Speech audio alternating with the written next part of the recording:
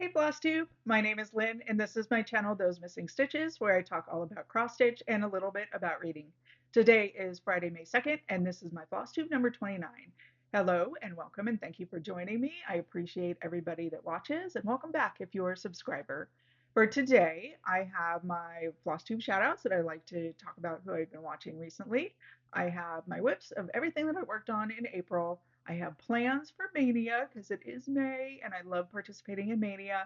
And then I have an announcement of the giveaway winners from my last video for my 2-year Flosstube anniversary. And then at the very, very end, I will talk about books and all the books that I read in April. So first, let's talk about my Flosstube shoutouts.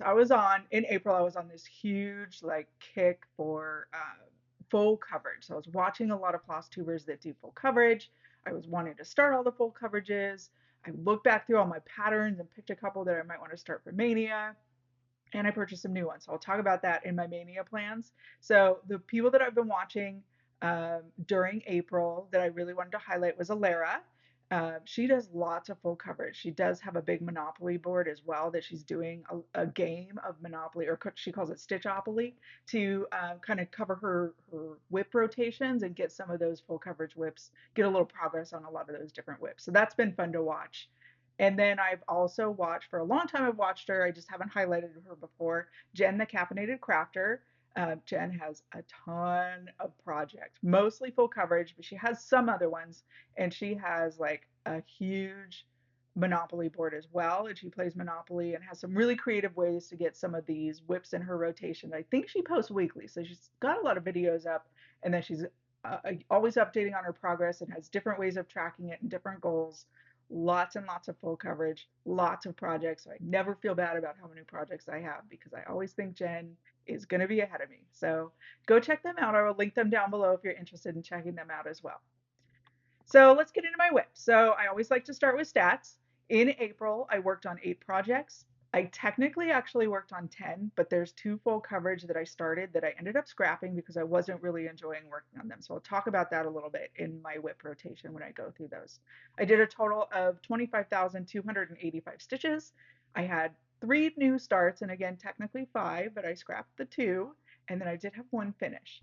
So let's go through my whips. First, I want to talk about I had 2 new starts. I started Celestial Bliss by Tilton Crafts, and then I also started Atop a Vintage Book Pile by Stitches So Beautiful. These are gorgeous. Like the artwork is really gorgeous. I was really drawn to these. I really wanted to start stitching these. I started them both on 25 count easy guide with 10 stitch, so they were going fast, but I only worked on each of them for a day. And I realized on both of them, I got through maybe 15 colors and only had like a small section of the pattern done. And on Celestial Bliss, I got through like 15 colors and it was really spread out and I was not really seeing any progress. Everything was really spread out. There were a lot of color changes. I was just not enjoying stitching it. So I had to really in April kind of take a look at like I think I've learned a lot over the last couple of years about how I'm a process stitcher. I do like to see things finished.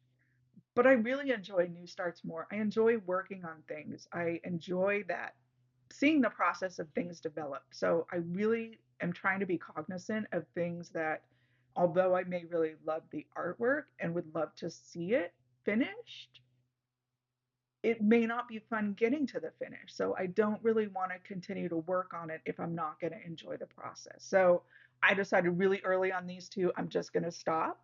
And, I still have the fabric, I still have the patterns. It's still something I could start in the future if I change my mind. But for now, I'm just completely taking it out of my rotation and not considering that. So, on that note, I will go through the stuff that I do still have in my rotation, including my finish. So first is my finish. This is the Pride and Prejudice sampler. This is by the artist is Lena Ova on Etsy.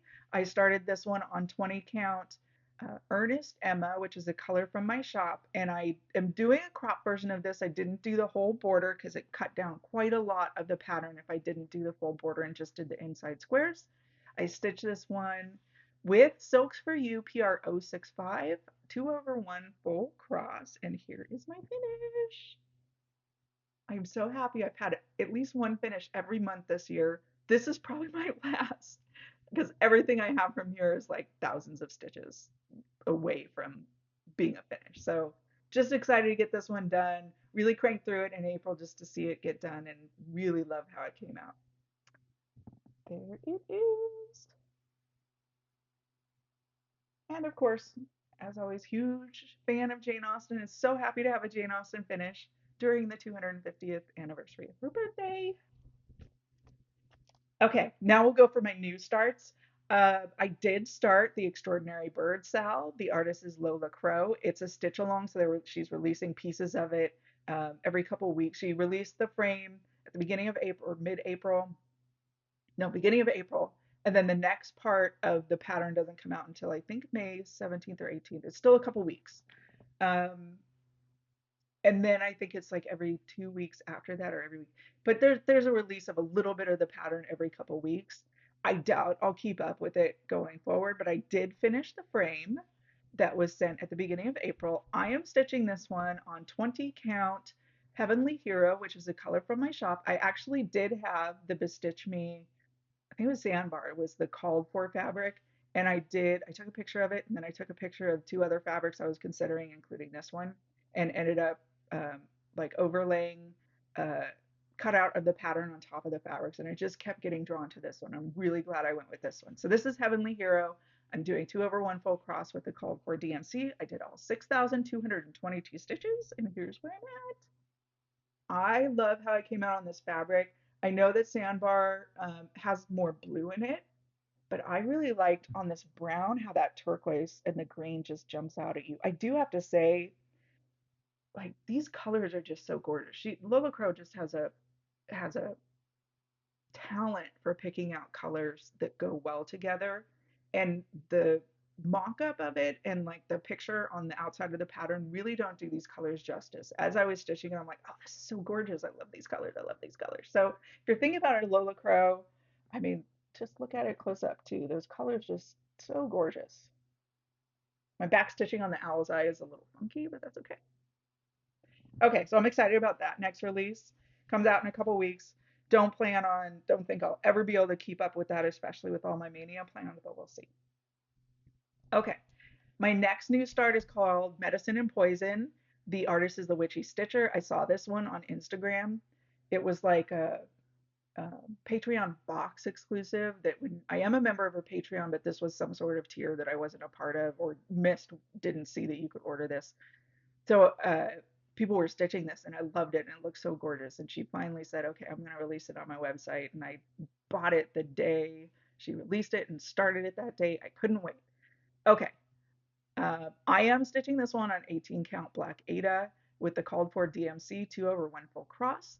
I stitched a total of 1,423 stitches in April for 13.88%. And here's where I'm at. I love this one. I can't wait. Like this one is so gorgeous and it's hard to see. Let me put a paper behind it. Black is, I mean, it's not the funnest thing to work on. It is a little challenging sometimes, but it is coming out so gorgeous that it's worth it. So I don't work on it often because it is a little more challenging to work on the black, but I think it'll be worth it in the long run. It's not huge. I'm already at, almost 14%. So thankfully, it won't take forever. Okay, next new start is called The Salty Bitch, and I apologize if the language offends you, but it does not offend me. It's part of what drew me to this pattern. I love the humor in it. This is a pattern by Stitches So Beautiful. I started it on 25 count Easy Grid Lugana, and I am stitching it with the called for DMC 3/1 10 stitch. I did a total of 3,274 stitches for 3.05%, and here's where I'm at. So having a lot of fun with this one too, even though it's a lot of colors. I think this is like 6 or 7 colors, maybe 8.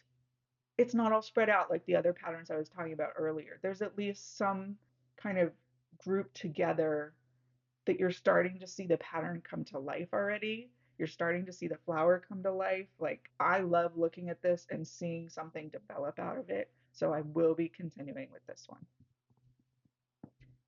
Okay, and now we're just on my regular rotation and stuff that you've seen already. I think there's one you may not have seen.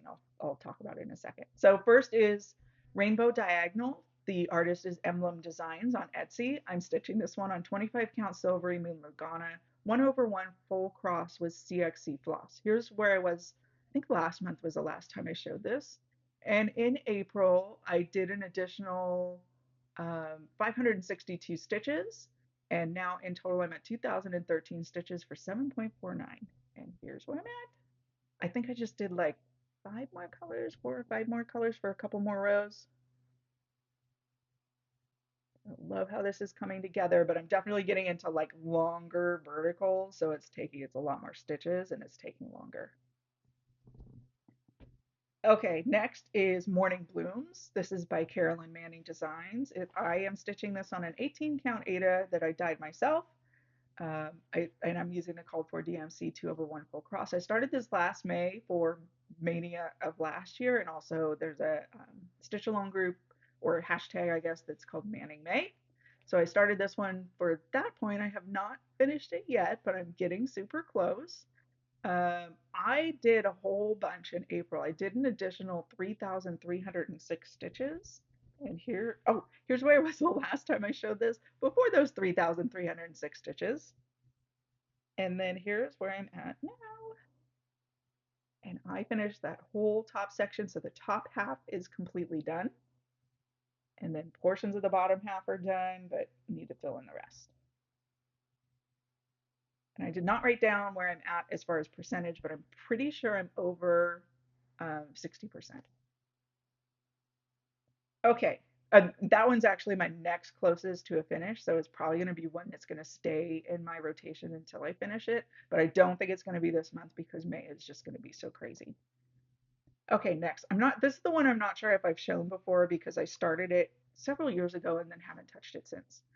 I pulled it out because I really wanted to do some stitching on 28 count and see how I felt about 28 count. So this one is Stained Glass Alice. The artist is Xana Cross Stitch, who was on Etsy but had to close her shop yesterday and moved over to a different shop that I think is now called Xana Crosswell. And then I think she has XanaCrossStitch.com as a website now, but I'm pretty sure all the Disney stuff is gone. So this is this is on 28 count Easy Guide Lugana. I'm doing it 2/1 10 stitch. And I did in April, I did an additional 542 stitches just of the yellow, just to see the lighter colors and how I liked it. And here's where I'm at. So you can see it. It wasn't, the main thing I wanted to do was I'm deciding on one of my pieces for Mania whether I want to do 25 or 28. I'll talk about that in my plans section. So I really wanted to do some of these lighter colors on 28 and see how my eyes could handle it. And it was okay, but difficult. Maybe not fun. And I really want to have fun when I stitch and enjoy the process. I do love how it came out and I love how intricate it is, but I had a tough time. So I'll talk about that a little bit and whether I'm even going to continue this one because it's on 28 count or not. That may be a decision. Also, I'll probably hold it and see if maybe when I get new glasses if it helps. But for now, it was just kind of something to play with 28 count and get a few stitches on and see how I felt about it. Okay, last but not least is my big Mamma Jamma. This is the Grand Library. It's the regular size max color version of this chart. The artist is Amy Stewart and is charted by Heaven and Earth Designs. I am stitching this on 18 count Easy Guide Aida with the DMC, called for DMC 2/1 full cross. Here's where I was last month. I did not stand up and show it last month. I just showed you the section I was working on, and I'll probably do the same this time. I am color completing the top 5 most colors and then the bottom 10, and I am super, super close. I'm so close to done with those colors. So here's where I'm at now. I'm just going to show this bottom section I've been working on. You can see this is the edge of it. So I have one more color to go on this 2-page section with the arch of the higher colors, and then I have the 7 or 8 lower colors that are left to fill in there, which is probably only like less than 20 stitches. And then I only have a page and a half left to go. So in total, in all those 15 colors, I have less than 3,000 stitches. I am so excited to get those colors completed and move on and back to the next section and see some more stuff getting completed. I am cranking on this one much faster than I thought I would, but again, we'll probably slow down with all of the stuff coming up and all the crazy summer plans. So what I did, I forgot to mention the stats. In April, I added 3,272 stitches, and now in total, I'm at 2,000.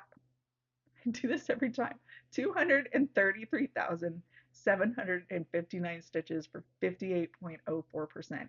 It would be awesome if I get to 60% by the end of the year. So I think a 2% goal in the next, 7 months is feasible, especially as much as I've been stitching this year on this already. So fingers crossed for that one. Okay, so that's it for my stitching.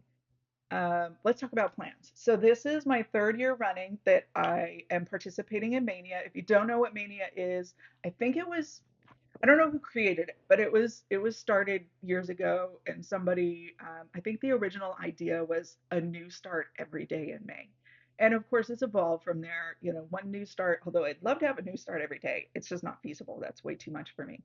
So a couple of years ago, 2 years ago, I decided, well, what about just like a new week, new start? So on May 1st, I have a new start, and then every Monday in May after that, I have a new start for whatever the new week is.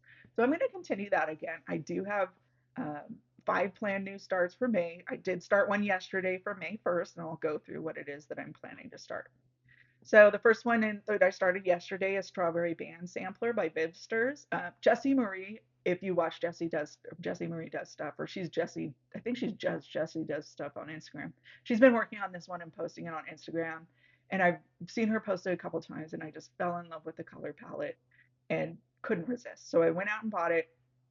I am not planning on stitching all of the bands that are in this. There's a couple that I'm removing. I think there's 4 in total that I'm removing, which I ended up calculating in Pattern Keeper. It eliminates about 30% of the pattern, so it's not quite as big as what the original pattern is. And then once I did remove some of those, the balance was a little off as far as the balance of the colors and the size of the pattern. So then I moved one of the bands. So this is actually a mock-up of what it should look like, or what I'm planning to stitch, with the bands removed that I don't plan to stitch, and then the one move that I do plan to move a little higher. So that one I started yesterday, and I'm loving it so far. The next new start I'm planning for, and this is in no particular order, just depends on what actually I'm inspired to start that particular week. Next is Samhain Witch Garden by the Witchy Stitcher. This was a Patreon exclusive from a couple of months back. I knew when I saw it I wanted to stitch it, but I've been hanging on to it, just planning on, wasn't really sure what fabric I wanted to do, and I ended up dyeing several pieces trying to get this color I had in my mind, and I think I got it, or close to it. So I have finalized that, and I do plan on starting this one sometime in May. The next one is the Stitcher's Book Club by Clouds Factory. I just found this one last week. Someone had posted on Instagram, and I think I gasped and went, I have to go get that. I have to go check that out. So it's their 2025 stitch along, and I'm really surprised I didn't see it sooner, because I know there's a lot of Clouds Factory stitch along people participating in last year's stitch along that I follow. So I absolutely love what they've released so far. They just released yesterday 2 new sections of the bookshelf, and I was over the moon with the new sections as well, that Alice in Wonderland was included. So really cool. Every monthly release has like a bio on the author that is featured in those sections, and they highlight some of the recommended reading from those authors, as well as like other things that have been inspired by those authors. So far, we've had Edgar Allan Poe, Mary Shelley, Jane Austen. So of course I love it. J.R.R. Tolkien and Stephen King, and then the ones that were just released yesterday was Agatha Christie and C.S. Lewis. So love it. Just love everything books, and love how it's coming out with, I mean, it's a little more cartoonish as far as the characters than I typically go for, but I think it works really well with the color scheme and how some of the pictures are coming out. I could absolutely tell on several of the sections, oh, that's Lord of the Rings, or oh, that you can definitely tell it's Alice in Wonderland. You can tell it's Edgar Allan Poe. So I just love it. Okay, next. This one's one that I kind of wanted to talk about, that I was doing the test stitching on the 28 count. So this is a massive, massive full coverage. This is McGonagall's library. I've had my eye on all of the sets of libraries from the cross stitch studio for a really long time, but every time I looked, I talked myself out of it because they're 800 by 800, so it is massive, and I just wasn't really sure I wanted to tackle a project that big again. Or bigger, this is bigger than anything I've ever done. It's like 50% bigger than the Grand Library. Um, but in April, I was watching all these full coverage floss tubers and kind of coming into my groove of the things that I like, and I really am enjoying the process of stitching. And I think I would enjoy the process of stitching this one, even if I never finished it, because the odds are I probably never will. It's 640,000 stitches. And then the Cross Stitch Studio was having a sale in April, and there were two floss tubers that I watch regularly that are doing some of the other libraries. So Leanne from Small Town Stitches is working on Snape's library, and Alara will be doing Dumbledore's library. So I happened to watch, I think, both of those on the same day when I was still thinking about, oh, do I want to do it? And I just went and bought it and said, okay, I'm going to look at how it comes up in Pattern Keeper with the mock-up. And I just fell in love and I had to start it. It's even so much better in person than what you see online. So I'm excited to start that one. Where my debate is uh, my eyes are not doing so great. And they kind of fluctuate between I'm fine with 25 count. Sometimes I get a little too tired to even work on 25 count. Uh, but for the most part, I don't have an issue with it. 28 count, I'm definitely not drawn to because it I guess I do kind of lose my focus a little faster, or it's harder to see, especially if I mean, this is a lot of colors. It's a lot of, I'm concerned, especially when you get to like some of those single stitches or filling confetti or something, that I'm not going to be able to see the whole. So I, but I have been able to do it, hoping I get better glasses, just kind of not really sure what I want to do. It's either do I do 28 or do I do 25? And I would do 10 stitch either way. My issue with 25 count, I would love to work on it. I can see better, but I'm not really, I really like a fuller, thicker coverage. And to me, DMC 2/1 on 25 count just is not a full enough coverage for me. So I did some test stitching. I did some CXC, which is a little thicker, and tried 2/1 10 stitch on some 25 count. And then I washed it so I could hopefully get like the fluff up of the stitches and shrinking a little bit of the fabric, and it did help.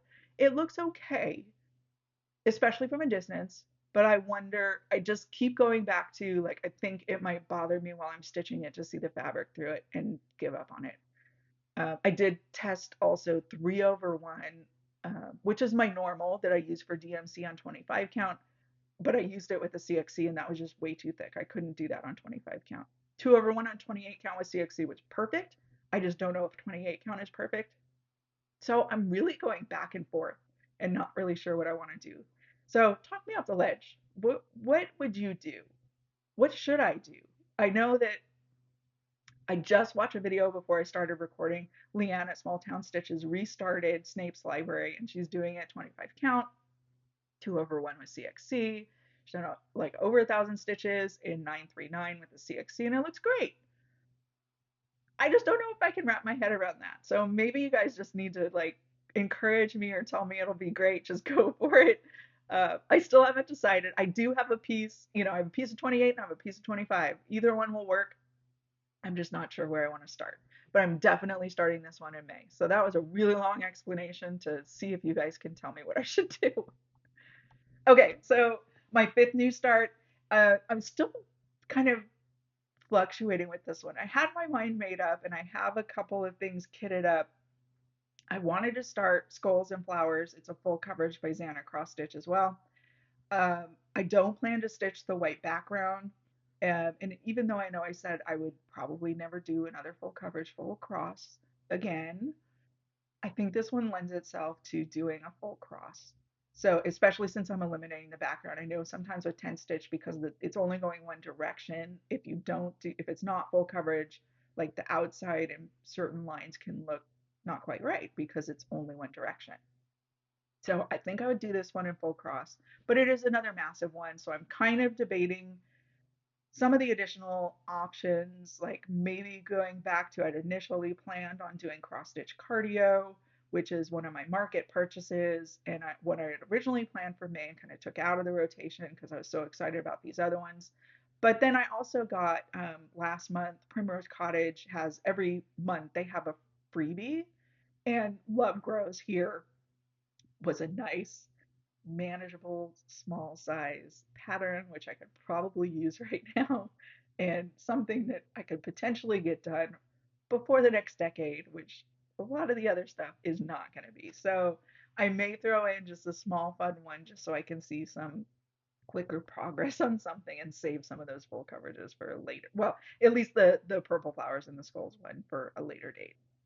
Okay, so that's it for my plans for May. Give me your advice, please, because I'm still not sure what I want to do about McGonagall's library. I really want to enjoy the process of stitching it, so I'm just debating. Okay, anyway, moving on.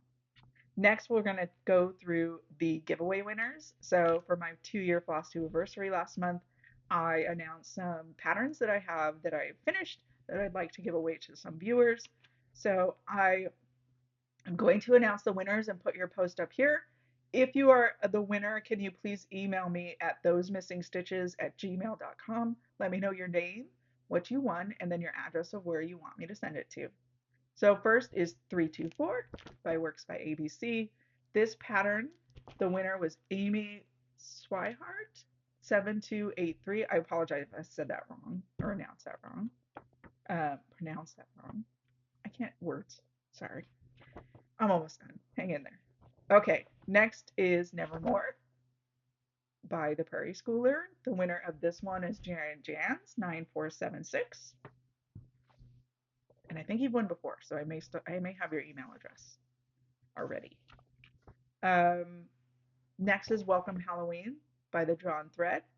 The winner of this one is Ann Carr Crafts.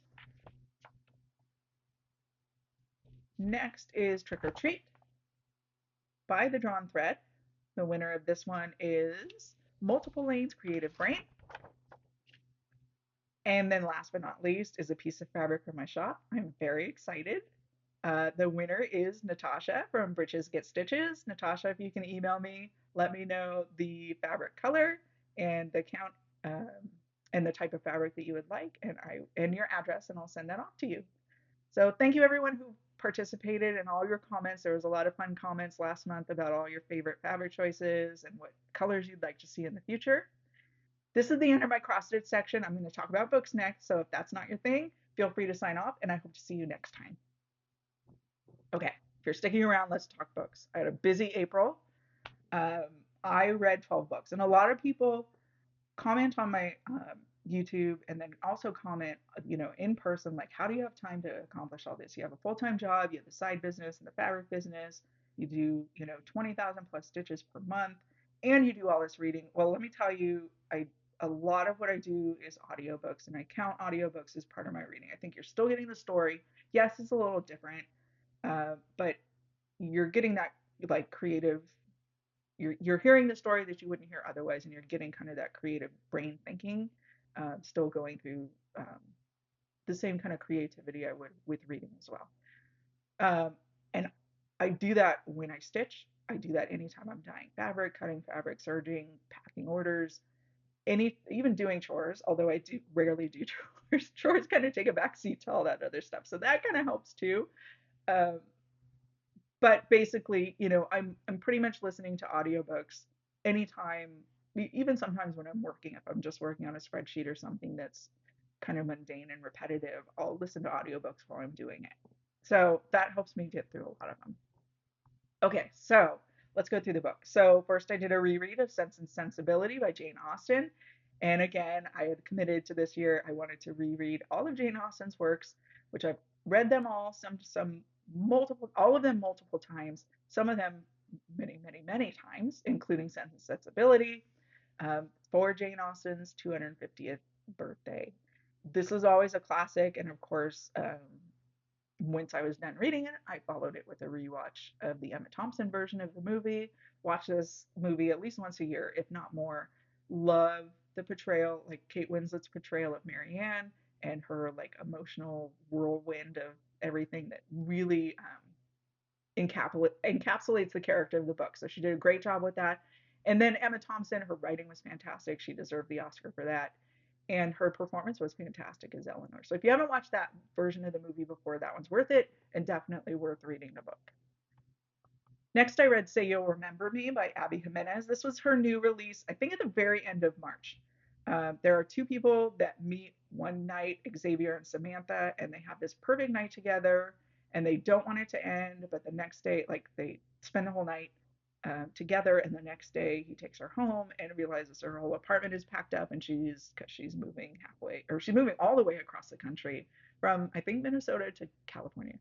Um, so she is moving to go help her mom who has dementia, and there's a lot of like sub themes in this. There's family dynamics, including some cultural dynamics with different generations and struggles of caring for someone who is ill, and her kind of struggle, well, both of their struggles really to try to, like, they just left a really big impression on each other and they can't really let it go. They want to try to make it work. So how do you make a long distance relationship work? And also, like, for both of them, work and business concerns. Xavier just started his own veterinary practice, so he can't, and he's in debt because of all the, taking loans for all the equipment for starting that, so he can't just, up and move to be with her. Financially, can't really afford to go see her all the time because he is in so much debt. And then Samantha, needs to be with her mom. So I do think on this one, there's a lot of like layers to this, and there's a lot of subplots and sub themes. That something I really like about Abby Jimenez is how complicated sometimes she makes her characters. What I really really liked about this one was Samantha's job. She's a like social media and marketing manager for a mustard company, and some of her quips and like really really creative marketing materials and marketing programs and like commenting on social media are just super funny, and I really appreciate like Abby Jimenez and how she writes some of her characters and how funny they can be. But then also you get this like deeper raw emotional kind of challenges of, especially with dealing with someone who's ill in the family. Okay. Next is The Favorites by Lane Fargo. Katrina is an ice dancer. She meets and befriends a young boy in school named Heath. And Heath is kind of a little bit of a loner and doesn't have a great home life. And Katrina's dad kind of takes him in and he just starts to learn how to ice dance with her. So she has somebody to dance with and practice with. And Katrina is like very focused. She wants to go to the Olympics. That's her goal in life. And he just loves her so much that he's just going to do whatever it is that she wants. But then once Katrina's dad passes away, I think she's 16 or 17. She's still very fairly young. They have no money and they're unsupported because dad's no longer there. They have all these hurdles of how is she ever going to get to the Olympics? Who's going to train her? How are they going to pay for travel to get to the competitions? So basically, it's years and years of um, trying to make it in this sport and the things people will do and ultimately sacrifice, including relationships, and are maybe not the best choices in doing so. And it was a lot of turmoil and a lot of back and forth and a lot of um, what will they learn from this, and lessons that they're going to learn. And it was kind of heartbreaking at moments, but it was really really good. I did enjoy this one. um, and just sad how much, especially sports, like the emotional toil and the physical toil that sports can take on the body and on the mind and on the person, but the drive to really be successful at it that exists out there. So really did encapsulate that very well. Next, I read Broken Country by Claire Leslie Hall. I really like this one. It was really good. There's kind of different timelines, almost three different timelines. There's like, that somebody's on trial for hurting somebody else or something. Not really sure who's on trial or who got hurt. Then you go to like this love triangle kind of thing of a few months, or even like the last several years up to the few months that led up to the trial. And then this love triangle, then way back into high school with these three characters, and this how this love triangle started with the two boys and the one girl becoming friends in high school. And the both the guys like the girl, of course, but the girl has chosen one of the guys. And there's it's way more complicated than that. There's way more that goes on. over the years, and eventually one of they do two of them. I mean, two of them do marry. She does marry one of the boys, and they have a son, and they lose their son, and he's 9 years old. So there's this underlying theme of um,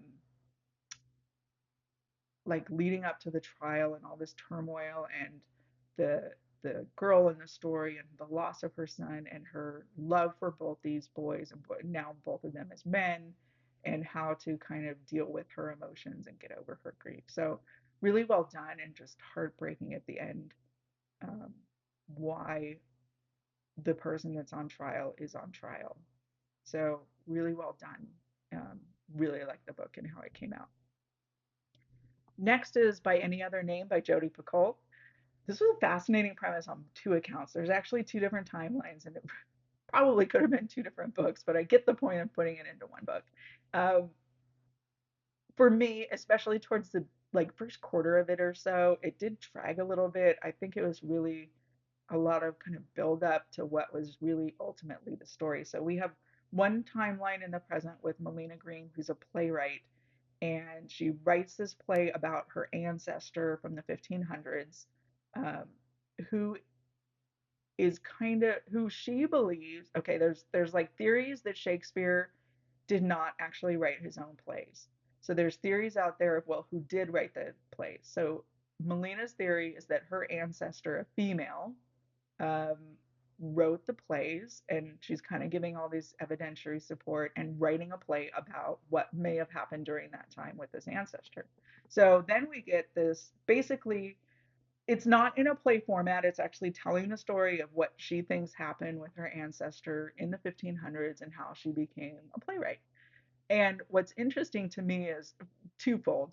In the current timeline, um, Melina's decision to like her concern over a lot of the um, issues or lack of diversity that still exists in the theater industry even today. So for opportunities for women writers and for women directors, especially, and she gives, there's examples given in throughout the text of like, well, how many Tony-winning female writers have actually made a play on Broadway? And they could only think of two, but men you could think of dozens, or um, she's kind of hiding in her current status as a female playwright, while we get the story of her ancestor from the 1500s who may have been doing the same. What That's the second interesting part is I didn't really know there was this theory out there that Shakespeare didn't write his plays, but there's lots of evidentiary support that she shares in the text and then also shares in the afterword that this could have really happened. Like there's really interesting things that I'd never thought of before, like Shakespeare writing such strong, educated, fantastic women, especially like Beatrice and Rosalind, and yet his own daughters weren't even educated and couldn't even read. Or there were no manuscripts at the time that he died. There was nothing, there was no like works in progress. There was no writing or even ideas written down that to be found when he died. He was not well traveled or educated, but he wrote as if, he wrote about law and he wrote about finance and he wrote about, you know, being at court, which he'd never been at court, or being at the Danish court, which he'd never been there. He'd never even traveled as far as records show. So I think they made a good case in the book for these different potential, the potential story of what may have happened then. Um, and then an interesting correlation to how Melina's hiding in the present as a female playwright and not feeling like she's getting an equal opportunity. Um, so interesting premise, just a little long. So this one might have been better as an audiobook. I read it and I was just kind of it's at the end of the night, so I was a little more exhausted. It took me a little longer to get through it. Next, I read The Ministry of Time by Kellyanne Bradley. There's another interesting time travel premise. You know it from the very beginning. The government in England discovers a door that has the power for time travel, but they don't know what it'll do. They don't want to just use it without testing it first. So they decide, I guess, this is the moral way to do it. We're just going to grab people from the past that would have died anyway.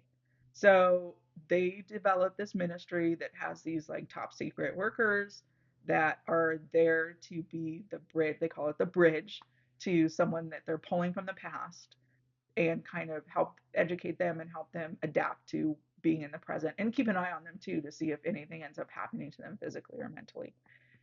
So the main characters of this story are the narrator, who we never actually get to know her name. We just know she's a young female who gets picked to be one of these bridges in the present time. She is the bridge for Graham, who's I think from the 1840s or 1870s. It's the 1800s. He was a sea captain in the Navy, and he made a trip to Antarctica, and everybody that was on that trip was lost because their ship got stuck in the ice and nobody made it. But it's interesting, like the challenges of the mind and the psychosis and the loneliness, and the really good point that Graham makes of, well, did I actually die, and did I actually die in the Antarctic, or was I always taken, and that's why I disappeared in this loop of like what this time travel created. And then the questions of, what kind of things can a tool like a time travel door create? Not just now, but in the future. So if they have it now, what are people in the future doing with it that maybe can be coming back and altering now? And the age old question of time travel, can you change the course of anything, or is it as it always was? And really, was that the morally right thing to do, to pull these people from their times just to use them as test subjects and not really care if they live or die? So, really interesting questions. And I did like how the characters developed and how it ended and how they brought everything together. It was really interesting. Next, I read Listen for the Lie by Amy Tintera. Um, we start out with the character of Lucy. She has no memory of her best friend Savvy was killed one night, and Lucy was apparently there because they found her like wandering the streets covered in Savvy's blood, but she doesn't remember what happened. So eventually she ends up being suspected for the murder, but she doesn't get charged for anything because there isn't enough evidence. But a few years later, she's fled the area because nobody in the I mean everybody suspects her, blames her, that lives in her old small town. So she's fled to California, and there's a true crime podcaster that's decided to examine the story and kind of brought the story back to the forefront. And he decides he wants to go investigate and figure out see if he can ask questions and figure out what really happened. So eventually, um, there's lots of interviews and pulling up new information and new questions and things that the police didn't figure out at the time. Lucy still goes through not being able to remember anything of what happened, but we get some, kind of some of the story of the past through some of these questions and some of these interviews. Um, but we still don't know like who did it. It could be anybody, including Lucy. And she even says like, I even want to find out if it's me. I just want to know. I just want to know what's happening. Um, and it does remain, excuse me, does remain a mystery until towards the end when things start piecing together and you do eventually find out who done it. So good for the mystery, and not, I didn't know what direction it was heading.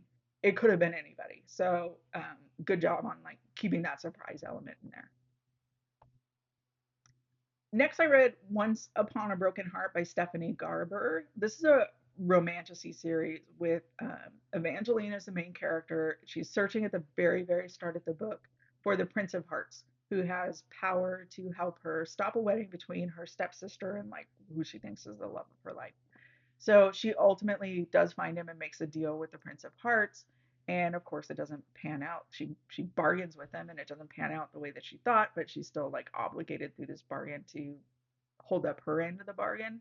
And of course, nothing. There's lots of adventures and turmoil and life lessons and things that while she's holding up her end of the bargain, but she has to do it or she's gonna die. So interesting choices on some of these, and it was kind of an interesting read. I'll probably read the next one in the series. It was okay, but I'm not like super anxiously awaiting the next one and super excited, like have to read it and see where these characters go. It was okay. Definitely not like the eagerness I feel with some of the other like romantasy series that I've read that I can't wait for the next one. This one I might read. Next is Swan Song by Ellen Hildebrand.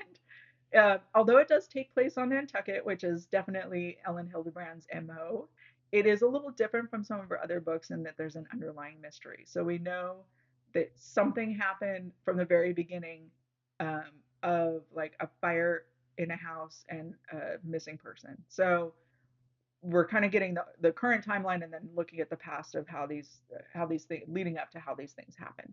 So we do know a new family comes into town and they buy like a super expensive $22 million mansion or something, and basically chaos is brought with them. The wife of the couple is a big partier, very flirtatious, very spends money like water, and just wants to be popular and wants to be a part of all the things and acceptance from all the people. They bring with them a new like personal assistant who also befriends the police chief's daughter. So the mystery is the part where the personal assistant is the person that goes like one night the personal assistant goes missing off a boat when they're having a party on the boat, and at the same time this is happening their mansion is burning down. So there's the investigation into how did this happen, but then kind of the lead up of to some of these characters and how they got to this point, and then also like what actually happens to the house and what happened to the girl. So I definitely wasn't sure what the answer was to either of these mysteries leading up to that, and I didn't guess on, either of what it ended up being. So the reveal of everything was really good. And I do like Ellen Hildebrand's writing. I really liked the mystery aspect of this one and just a little something different than her normal, just on an island kind of love story. Okay, next I read The Night We Lost Him by Laura Dave. The main character is Nora. Her father dies by falling off the cliff of like his seaside house one night, and it's deemed an accident. But her half brother just doesn't buy it that it's an accident, and he kind of recruits Nora to come with him and ask some questions and see if they can get to the bottom of this and figure out what really happened. So again, we have alternating timelines of the present and finding out, asking questions and finding out some things that don't really add up about his, fall, and make them start questioning things.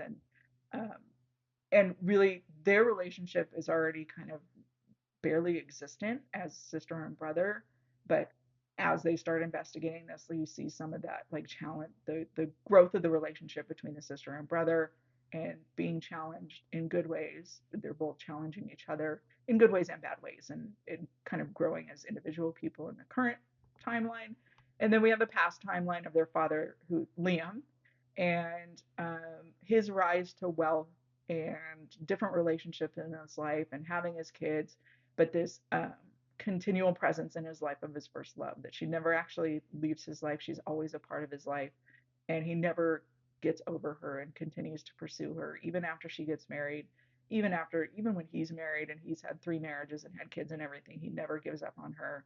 Um, so we kind of get this build up over the years of how that relationship has been established, but we don't know who it is, and um, whether she's a part of his life in the present or it has anything to do with his death, and eventually it all comes together.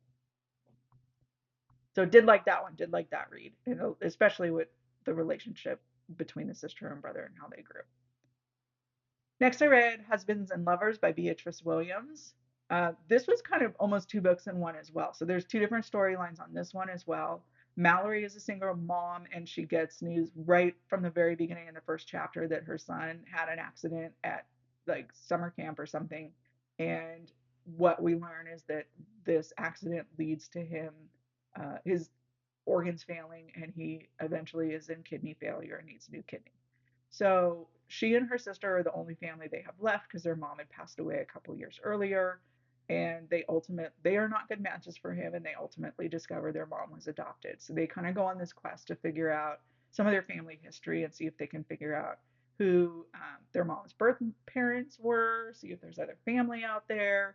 Kind of just the mystery of figuring out who their mom was, with this underlying motive of maybe there's a kidney match out there for their son. The second part of the storyline is we get um, the storyline of the past with the birth mom of the mom in the 40s and 50s. So 2 different storylines of like her life, and like in the 40s during the war, and then in the 50s after the war, and the different things that she went through. She was in Egypt after the war, so what she went through during the war, and then what she went through in Egypt after the war, and ultimately what led to her, giving this daughter up for adoption. Um, and then there's like almost two different timelines of Mallory in the present, or Mallory's story too, the present of kind of uh, figuring out how to help her son and trying to find a kidney, and her sister's kind of not so gentle nudging towards reaching out to the father of Mallory's son, who doesn't even know that the boy exists, to figure out whatever. She's never shared what went wrong with them and what went wrong with their relationship.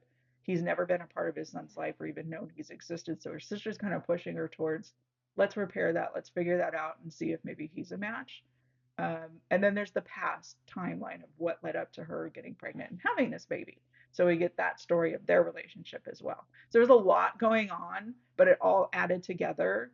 And some really, really, really, I was pretty devastated at the end. Some really, really sad circumstances of why Monk and Mallory's relationship did end, and what led to her leaving him and hiding the child and everything, and the burdens that she carried with her for over a decade. I did really, really love the relationship between the sisters, especially, and their no nonsense, fierce loyalty to each other. That was fantastic. So a lot of the relationships in here I think were great.